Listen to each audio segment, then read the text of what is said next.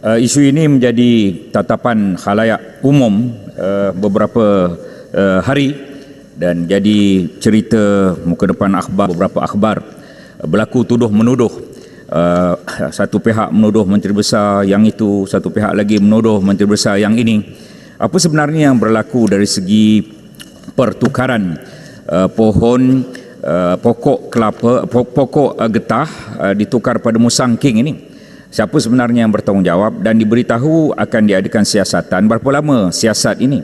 Bila agaknya keputusan akan dibuat? Kadang-kadang keputusan tidak pun diumum kepada khalayak. Jadi apabila isu telah menjadi isu nasional, keputusan-keputusan siasatan hendaklah diumum kepada orang ramai. Terima kasih. Sikit baling. Berapa saat? Baling. Sikit baling. Kalau kedah. Ya, terima kasih. Terima kasih Yang Berhormat Baling. Tadi bila kronologi yang disebut oleh Yang Berhormat Baling, hutan asal ditebang, kemudian di 2008 ditanam pokok getah yang spesies yang sesuai untuk hutan, kemudian akhirnya tukar musangking. Soalan saya begini, apabila kita tebang hutan, penebangan itu sendiri merupakan satu kerosakan, dan bila kita tanam pokok, tak kira spesies apa pun, dia mengambil masa untuk tumbuh. Pada saya itu sangat kritikal. Setengah hutan tak boleh ditebang walaupun digantikan dengan spesies yang sesuai di hutan. Terima kasih kalau kedah. Terima kasih kalau kedah. Okey. Ya, terima kasih Baling. Saya melihat apa yang berlaku di Baling, saya dapat ziarah dan saya juga ucapkan tahniah lah di atas tindakan ahli parlimen yang cukup prihatin, yang tidak tidur malam, saya difahamkan.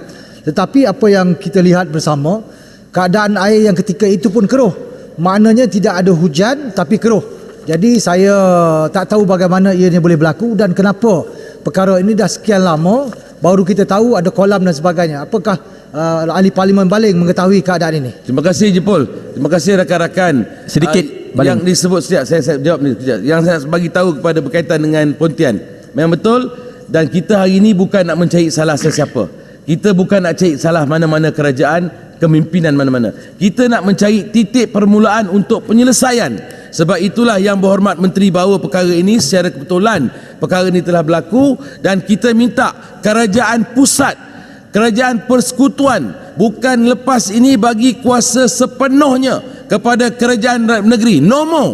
Sebab dah banyak isu ini berlaku. Sampai bila kita nak berlandaskan harapan kita NGO bawa tilam, bawa dapur 6 bulan, 3 bulan sekali kena tukar dapur, tukar tilam. Dan apatah lagi pada hari ini kalau kita tengok apa yang berlaku kepada Baling dan negeri kawasan-kawasan lain, hari ini bila berlaku bencana alam, kerajaan negeri lumpuh. Mereka tidak mampu menyelenggarakannya. Dia mesti memerlukan sokongan dan bantuan daripada Perdana Menterinya sehingga kepada menteri-menterinya, agensi kerajaan, NGO, orang perseorangan, polis, tentera dan sebagainya. Terima kasih kepada Kementerian Pertahanan bersama-sama dengan KKR. 36 jam kami dapat pasang Valley Bridge tersebut. Kalau tidak, bayangkan bila kampung terputus, masjid dan juga orang kampung dan sekolah, ini musibah, orang dah meninggal dunia, nak bawa keluar mayat pun tidak boleh. Itu sebabnya saya menyatakan pada hari ini kita sepatutnya memang kena wajib kementerian dah tak boleh lagi dah kita serahkan kepada kerajaan negeri semata-mata. Dan saya juga ingin menyatakan kepada sahabat saya yang daripada Kuala Kedah tadi, sebetulnya memang kalau kita nak cabut, kita nak tanam semula, memang tak boleh. Tetapi kalaulah semua kuasa diberikan kepada pihak negeri dan diwujudkan pula MBI, Menteri Besar Incorporatednya dan sebagainya, jadi kerajaan pusat tidak tahu apa yang sedang berlaku dalam kawasan masing-masing, negeri masing-masing.